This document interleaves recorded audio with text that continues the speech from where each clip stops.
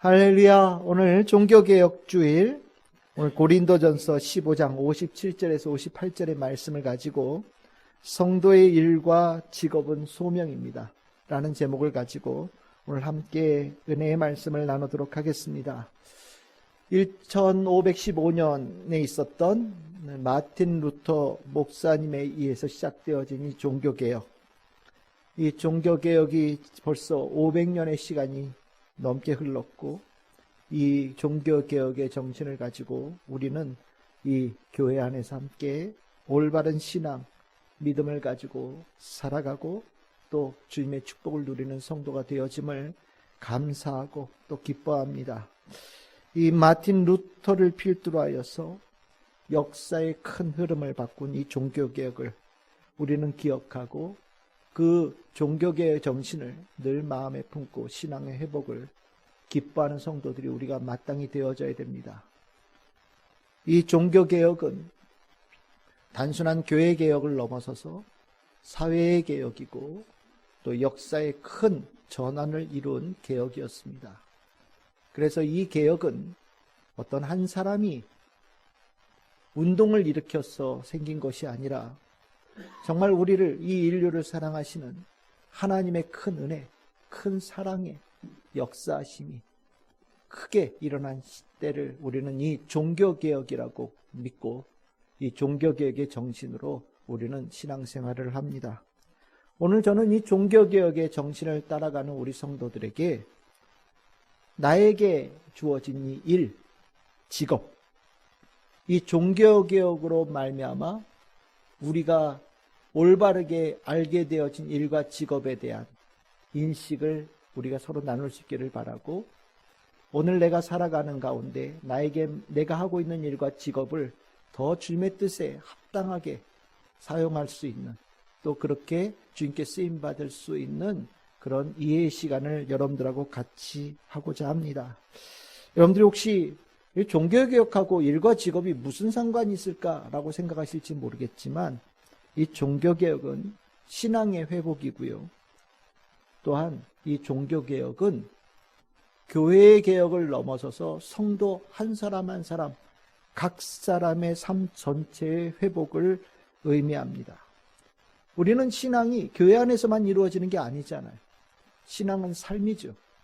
또 삶이 곧 신앙이 되어지는 사람들이 이 개혁되어진, 회복되어진 신앙을 따르는 성도의 삶입니다. 이러한 신앙의 근간에 서서 여러분들이 가지고 있는 일과 직업 또한 하나님의 사람으로서 마땅히 연관되어져 있는 삶의 중요한 영역이고, 우리는 내가 하고 있는 일과 직업이 곧 하나님께서 맡기신 일을 하신 것이라는 인식을 갖게 되어지면서 우리 한 사람 한 사람이 어느 곳에 있든지 하나님의 뜻을 이루어내고 하나님께 영광이 되어져야 된다라는 큰 사명감을 가져야만 하는 겁니다. 이것이 종교개혁의 굉장히 중요한 축이었어요.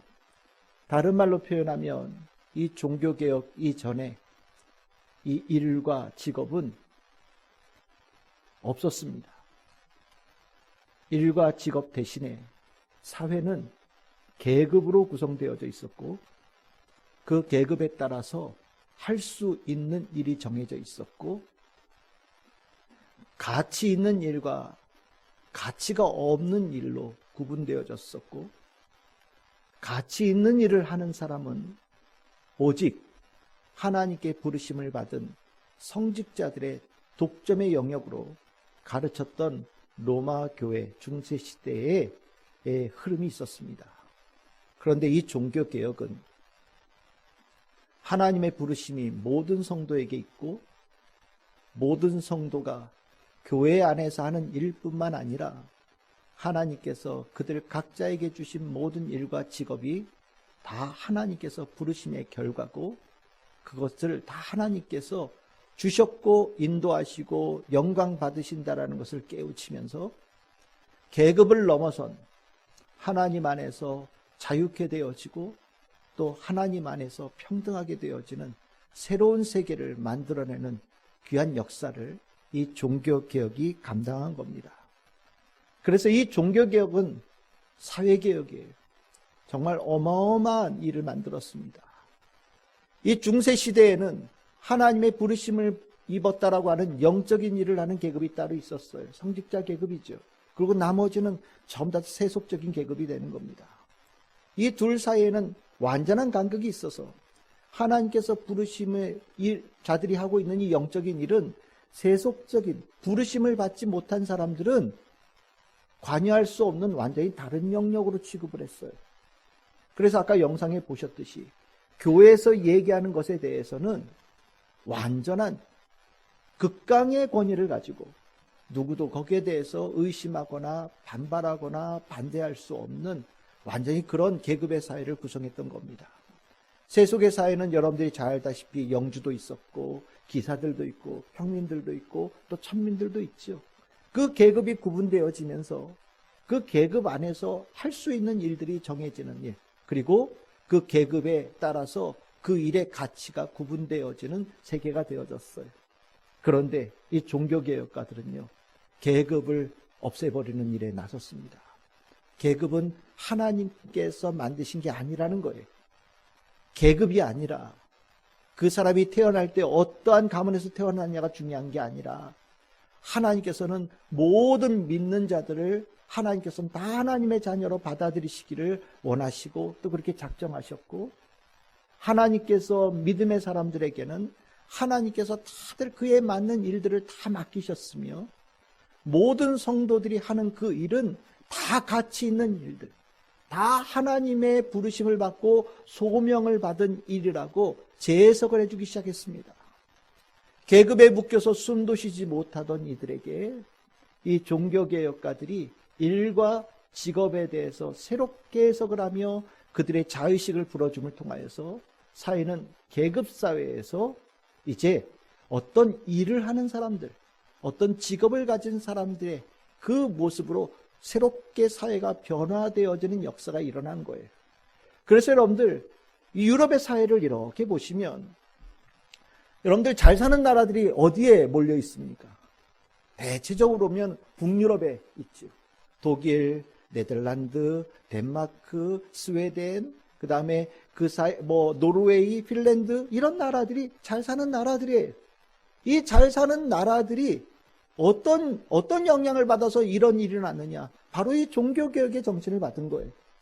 종교개혁의 정신을 받아서 사회의 계급이 깨지기 시작했습니다. 그리고 각자 맡은 일을 이것은 하나님의 일이라고 생각하며 정말 최선을 다하고 열심히 성실히 하는 사람들이 그 사회의 중추적인 역할을 감당하기 시작한 거예요. 그러면서 직업들이 모여서 산업을 일으키고, 영국에서는 그들이 모여서 산업혁명을 일으키고, 그러면서 이 사회가, 계급의 사회가 무너지고 새로운, 우리가 흔히 얘기하는 자본주의 사회라고 하는 이 잘 살게 되어지는 부유함을 누리는, 누구나 열심히 일하면 잘 살 수 있고 하나님께서 열심히 일할 수 있는 길을 열어주셨으니 그것을 우리가 힘써 행하자라고 하는 격려를 받으며 살아가는 사회로 변화되어진 거예요. 이것은 우리나라 역사에도 똑같이 일어난 일입니다. 우리나라 어땠습니까? 조선시대에 완전한 계급사회죠. 양반이 있고 그 밑에 평민이 있고 천민들로 나눠져 있습니다. 중인들은 기술자들이죠. 이 계급을 넘어설 수가 없는 거예요. 계급 안에서 할 수 있는 일들이 정해져 있고요. 계급에 들은 사람들을 완전히 옥죄었습니다. 그런데 이 땅에 선교사들이 들어왔죠. 예수 그리스도의 복음을 들고 선교사들이 들어온 거예요. 선교사들이 무엇을 가르쳤겠습니까? 당신이 하고 있는 일이 하나님께서 주신 축복의 통로다라는 것을 가르쳐 준 거예요. 그러면서 이 선교사의 말을 들은 이 성도들이 계급에 상관없이 정말 진실되게 열심히 살아내는 모습들을 이 사회에 일으킨 겁니다. 계급이 무너졌지만 이 사회는 오히려 더 잘 살게 되어지는, 지금 현재 대한민국을 만든 중요한 가치가 바로 이 종교개혁의 정신을 가지고 이 땅에 예수 그리스도의 복음을 전한 선교사들, 그 선교들의 말씀을 듣고 따른 성도들, 믿음의 성도들의 삶으로 인하여서 이루어진 사회가 오늘 이 현재 대한민국의 모습이라는 거지. 이 사실 굉장히 중요한 거예요. 이 사실은 우리는 지금 직업이라고 하는 것을 가지고 당신은 무슨 일을 하십니까? 서로 물어보죠. 이것이 우리는 당연하게 생각될지 모르지만 실은 이 루터가 살 때에는 당신은 무슨 일을 하십니까? 라고 물어보지 않은 거예요. 당신의 계급은 어떻게 되십니까? 당신의 가문은 어떻게 되십니까? 라고 물어보고 그것으로 하나님의 일을 할 수 있는 사람과 하나님의 일을 할 수 없는 사람, 하나님께서 보시기에 좀 가치 있는 일을 하는 사람과 그렇지 않은 사람으로 살아가는 시대가 바로 마틴 루터 시대에 살았던 중세교회 시대의 사람들이었다라는 거지. 종교개혁가들은 그래서요, 열심히 일하라고 한결같이 강조합니다. 당신의 직업을 사랑하고 당신의 일을 자랑스럽게 여기며 당신의 일을 기뻐하고 살아가라고 모든 종교가들이 다 가르쳤어요. 당신의 계급은 이제 무의미합니다. 당신이 천민일지라도 어디 가서 더러운 일을 하고 하다못해 그 인분을 푸는 그런 일을 할지라도 자랑스럽게 하십시오. 그것도 하나님께서 당신에게 맡기신 소명입니다라는 것을 가르치면서 모든 사람들이 이 안에 하나님의 자녀로서의 그 자부심, 자긍심을 가지고 소망을 가지고 살아갈 수 있는 사람들로 변화되어진 역사가 일어난 거예요. 여러분들 이것을 우리는 모든 사람들이 주님 앞에서 평등하다라는 이것을 이 종교개혁가들의 이 루터의 신학 쪽에는 이런 말이 있죠. 만인 제사장이다. 모든 사람들이 다 제사장이다. 성직자들만 하나님의 일을 하는 것이 아니라 모든 성도들이 다 하나님의 일을 하는 것이다 라는 그런 가르침이 있었습니다. 이 만인 제사장이 교회 밖으로 나아가서 영향을 줄 때는 이런 단어로 바뀌어져요. 그게 뭐냐?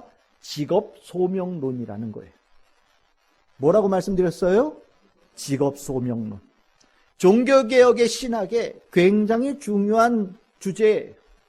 그런데 이 주제를 실은 교회에서 자주 다룰 수는 없어요. 하지만 이것이 일으킨 변화는 종교개혁이 급속도로 수많은 사회에 파급력을 가졌던 중요한 이유예요. 이 말을 들었던 수많은 대중들이요, 힘을 내기 시작한 거예요. 소망을 갖기 시작한 겁니다. 뭐 믿음으로 구원을 받느냐, 성경 말씀이 중심이다. 일반 대중에게는 글씨도 잘 모르고 실은 믿음으로 구원받는다는 의미도 당시에는 잘 몰랐어요. 하지만 한 가지 마음에 닿는 게 있는데 그게 뭐냐? 계급은 없다라는 거예요. 계급은 없다라는 겁니다. 당신들도 다 소중한 하나님의 자녀라는 말이에요. 그리고 당신이 하는 일에 최선을 다한다면 얼마든지 하나님의 축복을 받을 수 있다라는 이 외침은 아무것도 잘 모르는 일반 대중의 심령을 울렸어요. 그리고 이 종교개혁에 합류하게 되어지고 지지하게 되어지는, 그래서 크게 확장되게 되어지는 큰 역사를 이룬 겁니다. 이러한 역사를 이루는 이 과정에 오늘 이 부르심, 직업이 소명이다, 부르심이다라는 이 해석은, 이 부르심에 대한 재해석은 굉장히 중요한 의미를 가지고 있습니다. 여러분들이 중세시대에 교회에서 왜 성직자들만 하나님의 일을 하는 사람이라고 생각을 했느냐? 그 근거의 구절이 있어요. 고린도전서 7장 20절입니다. 고린도전서 7장 20절의 이 말씀에 이렇게 나오죠. 각 사람은 부르심을 받은 그 부르심 그대로 지내라 라는 말씀이 나와요. 이 말씀을 딱 잘라가지고요, 이 부르심을 어떻게 이해했냐면, 이 부르심이 라틴어로 보카티오라고 하거든요. 이 보카티오가 뭐냐? 하나님께서 영적인 일을 감당하는 사람들에게 주신 특별한 용어라고 이해를 했어요. 그리고 이 용어를 그 성직자들에게 적용을 시키면서 사제와 수도사들에게만 주어진 특권이고, 이 특권은 누구도 해할 수 없다라는 해석을 하면서 교회의 이 권위를 저 하늘을 높이 올리는 아주 중요한 근거의 말씀으로 삼았습니다. 그런데 이 똑같은 고린도전서 7장 20절의 말씀을 마틴 루터가, 아까 우리 영상에 봤죠. 라틴어로 되어져 있는 성경, 사람들이 잘 못 읽으니까 이걸 우리가 잘 알고 있는 말로 바꾸자. 독일 사람이었으니까 무슨 말로 바꿨겠습니까? 독일어로 바꾼 거예요. 라틴어로 되어져 있는 성경을 독일어로 번역을 하면서 이 부르심을, 단어를 뭘로 번역했느냐? 독일어로 베르풍이라고 하는데, 베르풍이라고 하는 이 단어가 뭐냐면 직업이에요. 즉 부르심은 직업을 의미하는 거다.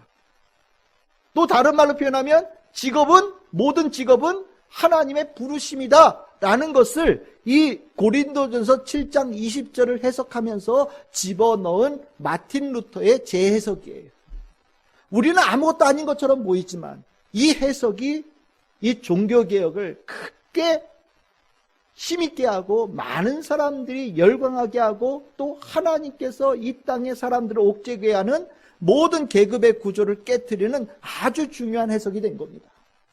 이 부르심에 대한 이 재해석이 종교개혁, 이 직업 소명론의 핵심이라는 거예요. 그래서 이 마틴 루터는 이 7장 20절에 나오는 이 부르심에 대한 해석을 중세교회가 하고 있던 부르심에 대한 해석보다 훨씬 더 확대시킵니다. 우리가 오늘 제가 여러분들에게 먼저 말씀드리고자 하는 것은 이 부르심에 대한 해석을 우리가 좀 나누었으면 좋겠어요. 이 마틴 루터가 부르심에 대한 해석을 한 6가지 정도로 얘기를 하는데, 첫 번째는 우리가 잘 아는 부르심이에요. 여러분들 하나님께서 부르셔서 여러분들 구원받으셨죠? 하나님께서 여러분들을 아시고 정하시고 부르시고 의롭다 하시고 영화롭게 하신다라는 이 로마서의 말씀 잘 기억하시잖아요. 하나님께서 여러분들을 부르셨어요. 왜 부르셨냐? 구원하려고 부르신 거예요. 맞아요. 이 부르심은 구원하기 위한 부르심이 첫 번째 있는 거예요. 그럼 이 부르심에 대한 두 번째 해석이 무엇이냐? 우리가 중세 로마 교회에서 흔히 말하는 부르심이죠. 사제직이나 목회자로 부르시는 부르심이에요. 하나님의 종으로서 하나님과 관계를 맺는 부르심을 얘기하는 겁니다. 이 부르심 분명히 있어요. 부정하는 거 아닙니다. 하나님의 일을 하는 사람들 부르심이 있어요. 저도 신학교에서 학생들 가르치고 신입생들 모집할 때 면접 봤거든요. 면접에 들어가면 신학생들 쭉 들어오죠. 한 명씩 들어옵니다. 제일 먼저 물어보는 게 뭘까요? 당신을 향한 하나님의 부르심은 무엇입니까? 당신은 왜 신학교에 들어와서 목회자가 되기로 작정하셨습니까? 당신에게는 어떤 소명이 있습니까? 물어봐요. 이게 첫 번째 질문이에요. 엄마가 가라고 그래서요. 그럼 땡이죠. 하다 보니까 옆집 사람이 실학하면 좋을 것 같다고 그래서요. 그것도 땡이에요. 부르심은, 목회자로서의 부르심은 그렇게 되는 게 아닙니다. 하나님께서 부르신 거예요. 하나님의 일을 하라고 부르신 거예요. 그 일이 중요하고 굉장히 깊은 의미가 있기 때문에 하나님께서는 하나님의 일을 하는 사람을 부르십니다. 그래서 많은 사람들이 면접 들어와서 이런 얘기해요. 저 정말 안 가고 싶었는데요. 하나님께서 저를 부르셨고요. 그 부르심에 강권하심이 있어서 이 자리까지 왔습니다. 이 자리까지 왔다는 얘기는 이제 하나님께서 이끄신 부르심에 거역하지 않겠다라는, 완전히 굴복했다라는, 완전히 엎드렸다라는 의미로 이 자리에 왔다라고 얘기하는 거예요. 그리고 나면 이제 그 다음에 질문이 가는 거예요. 부르심이 있어요. 여러분들 우리 사역자들 다 부르심이 있는 거예요. 그래서 제가 늘 얘기하잖아요. 이 부르심 가볍게 여기 안 돼요. 하나님 앞에 갈 때는 죽을 때까지 충성하겠다고 가는 거예요. 어떤 일이 있어도. 환경? 다 의미 없어요. 죽을 때까지 하는 거예요. 굶어 죽어도 하는 거예요. 주님께서 부르신 그 일에 내 삶을 다 드리는 거예요. 그렇겠다고 결단하고 가는 거 있습니다. 이 부르심 맞아요. 근데 여기까지는 중세교회의 부르심에 대한 해석이에요. 근데 세 번째로 이 종교개혁가들은 새로운 부르심에 대한 해석의 영역을 넓힙니다. 세 번째는요, 교회의 공적 신분으로서의 부르심이에요. 교회에 평신도들 있죠? 직분 있지 않습니까? 집사 있고요, 권사 있고요, 안수집사 있고요, 장로 있습니다. 교사로 부르신 이들, 또 봉사자로 부르신 이들, 우리 청소의 봉사, 또 식당의 봉사, 또 물질의 봉사, 또 안내하는 봉사, 여러의 봉사들이 있습니다. 이 일, 목사는 저 위에 있고 성도는 이 밑에 있고, 목사는 하나님이 일하는 거고 저 뒤에서 안내하는 건 하나님의 일 아니다. 그런 생각하지 마십시오. 하나님께서 여러분들을 집사로 부르시고, 여러분들을 권사로 부르시고, 안수집사로 부르시고, 장로로 부르신 거예요. 여러분들 교사로 부르시고 교회를 청소하는 직분으로 주셔서 여러분들 봉사의 그 일도 직분을 감당하시고 식당의 봉사도 그렇게 하는 거예요. 다 부르심이라는 거예요.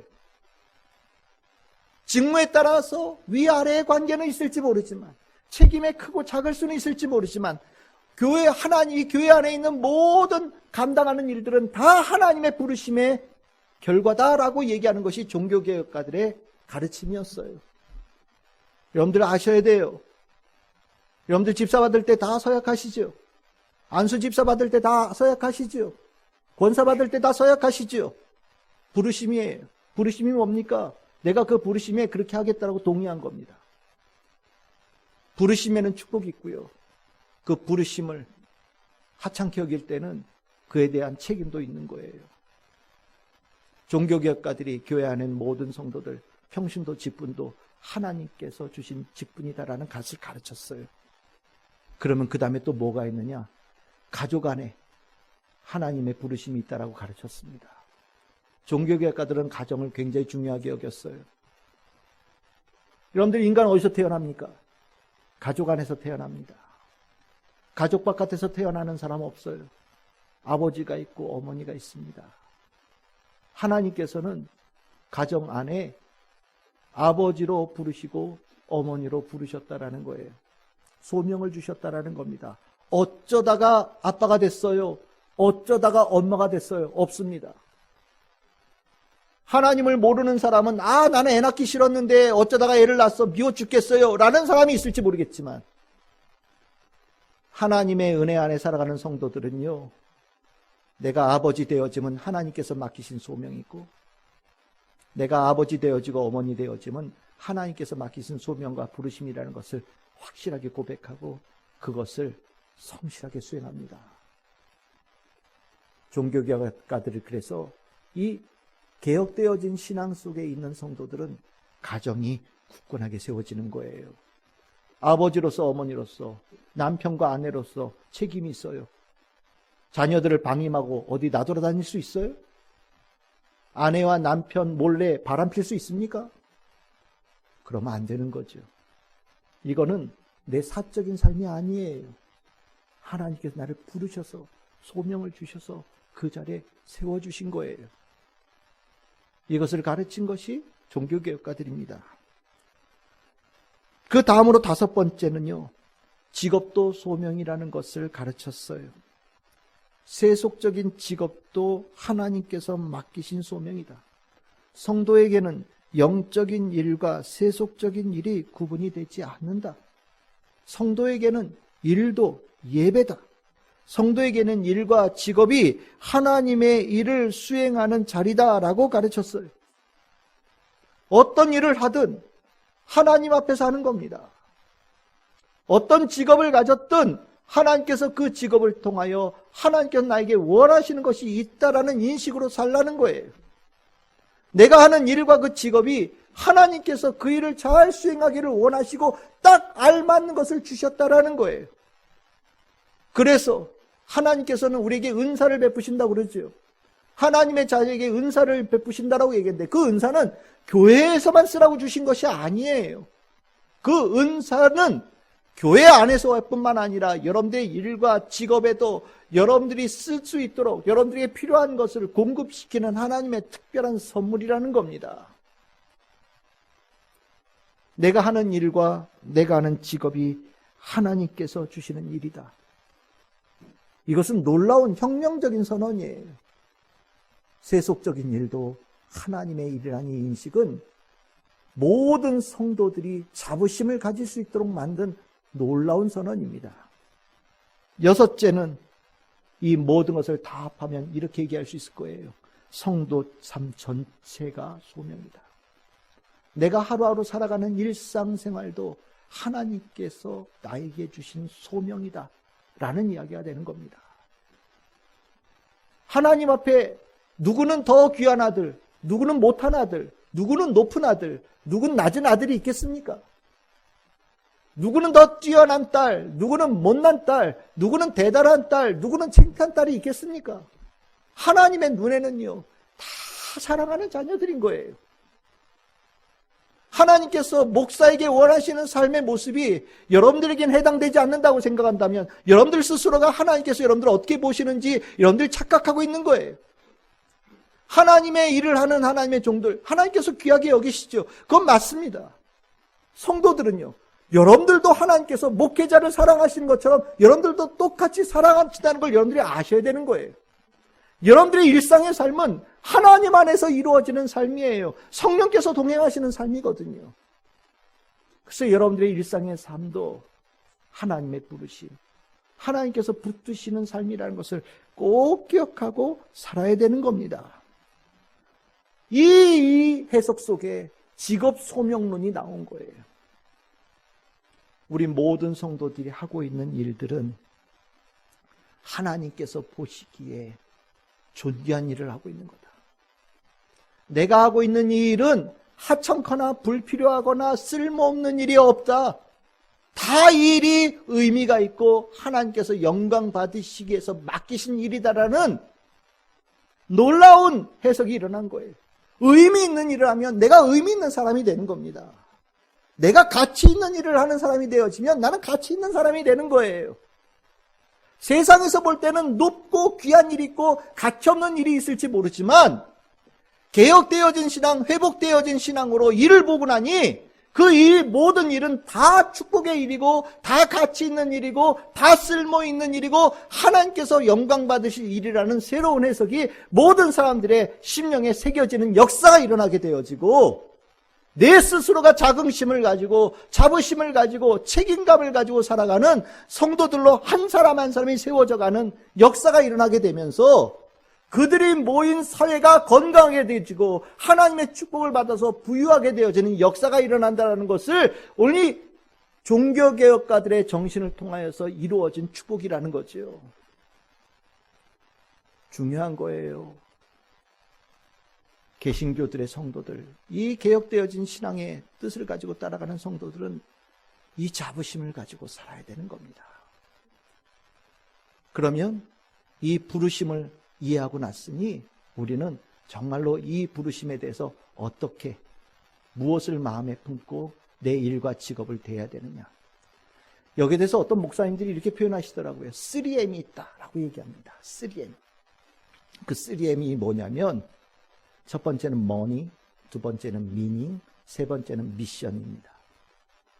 첫 번째로 우리가 이해될 게 뭐냐면 하나님께서는 이를 통해서 나를 축복하신다는 것을 여러분들이 이해하시기를 바랍니다. 하나님께서 나를 축복하기를 원하셔요. 하나님께서 나에게 하나님의 축복의 물질의 축복을 주기를 원하셔요. 무엇을 통하여서 주실까요? 하늘에서 뚝 떨어뜨려서 까마귀가 날면서 돈덩어리를 떨어뜨려서 지나가던 사람이 갑자기 내 주머니에다 돈을 집어넣어 주면서 아닙니다. 하나님께서 뭐를 통하여 축복하십니까? 여러분들의 일과 직업을 통하여 축복하신다라는 거예요. 신앙이 개혁되어진 성도들은요, 성실근면할 수밖에 없어요. 이것이 나에게 하나님께서 맡기신, 부르신 소명이라는 것을 깨닫고 나면 일과 직업을 고통이나 고난으로 이해하지 않습니다. 정말 하기 싫은데, 너무 힘들어, 때려치고 싶어, 이런 얘기하지 않는다라는 거예요. 이 일과 이 직업이 하나님께서 나에게 축복의 통로, 하나님께서 나를 축복하시기 위해서 주시는 맡기신 일이라는 것을 깨닫고 나면 감사가 되어지고요, 기대가 되어지고요, 거기에 대해서 정말 성실하게 책임감을 가지고 나아가는 하나님의 축복받을 모습으로 일하는 자들로 변화되어진다라는 겁니다. 우리가 일과 직업을 부정적으로 여기는 일들이 일어나고 있고 또 때에 따라서는 일하지 않는 유유자적하는 삶의 모습을 막연하게 동경하는 일들도 있는 경우들이 있어요. 때에 따라서는 일확천금, 운 좋게 돈 버는 일들도 꿈꾸는 일들도 있을지 모릅니다. 하지만 이것은 다 성경적이지 않고 신앙적이지 않아요. 제가 말씀드리겠는데 여러분들 복권 사지 마십시오. 복권이 도박입니다. 노동하지 않고 돈 벌겠다는 생각하고 똑같아요. 하나님은 무엇을 통해서 축복하신다고요? 일과 직업을 통해서 축복하셔요. 제가 아는 성도님이 계셨어요. 장사하는 분이었습니다. 이분이요, 장사를 너무 행복하게 해요. 기쁘게 합니다. 장사하는 곳은 그냥 노점이에요. 여러분들 옛날에 기억하시잖아요. 재래시장 노점 어떻게 했는지. 무슨 따뜻하게 하고 시원하게 할 게 뭐가 있습니까? 그냥 날이 추워도 더워도 맨날 그 자리에 앉아서 그냥 장사하는 거예요. 힘들지요. 힘든데도 이분은 감사하게 일을 해요. 왜냐하면 이 일을 하나님께 날 축복해 주시려고 이 일을 주셨다는 걸 아는 거예요. 그래서 오늘 하루 시작하면서 기쁜 마음으로 감사하면서 오늘 일을 통해서 나의 축복해 주실 것을 기대하면서 사는 겁니다. 하루를 마쳤을 땐요, 감사하는 거죠. 하나님, 내가 오늘 일을 할 수 있게 만들어 주시고 내 일을 통하여서 하나님께 축복해 주시니 너무너무 감사합니다. 하나님께 감사를 올려요. 그리고 하나님께서 이 일을 축복하셨다는 걸 깨달고 나니 내가 일한 것에 대해서 11조를 그 자리에서 구분합니다. 그리고 주일날 올 때마다 한 주간씩 모았던 11조를 모아서 하나님 앞에 기쁨으로 드려요. 저는 그 성도님이 개혁되어진 신앙, 회복되어진 신앙의 성도라고 저는 확신합니다. 여러분들 거룩한 일을, 하나님의 일을 알고 그 일을 하는 사람은요, 일하는 모습이 달라요. 그 일에 대해서 진지하고요, 진실되어져요. 그 일을 감사함으로 나아갑니다. 저는 여러분들이 이 일이 여러분들이 맡기신 그 일과 직업에 대해서 하나님께 주신 축복의 통로인 것을 이해하고 그 일을 성실하게 수행할 수 있는 우리 성도들 다 될 수 있기를 소망합니다. 두 번째로 이 개혁되어진 신앙의 성도는요, 일과 직업에서 의미가 있다. 이 의미는 공적인 의미가 있다라는 것을 항상 마음에 품습니다. 하나님은요, 우리에게 일과 직업을 맡기시는데 그 일은 이웃과 사회에 기여하라고 주신 거예요.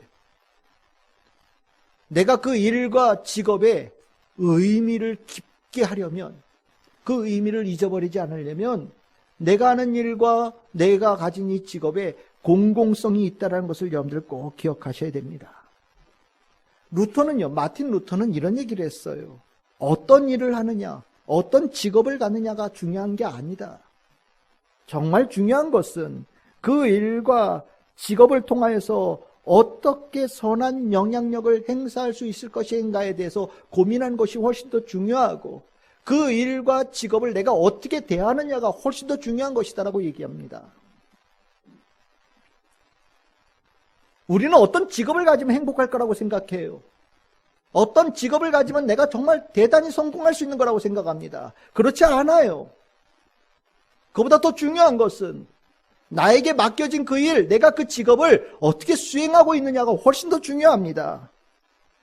직업이 아무리 존대받는 직업이고 많은 부를 얻을 수 있는 직업이라고 할지라도 그 직업을 통해 얻는 그 유익을 이기적이고 때에 따라서 내가 유익을 얻기 위해서 다른 사람에게 해를 끼치는 것을 쉽게 생각하는 사람이 되어진다면 그 직업과 일은요, 의미를 갖기가 어려워요. 의미가 없는 겁니다.